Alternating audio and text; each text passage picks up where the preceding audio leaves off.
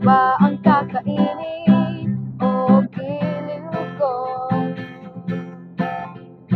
Ilang tansan ko ba ang iipunin o giliw ko? Gagawin ko ang lahat, pati ang kisses mo. Huwag mo lang ipagkait ang hinahanap ko.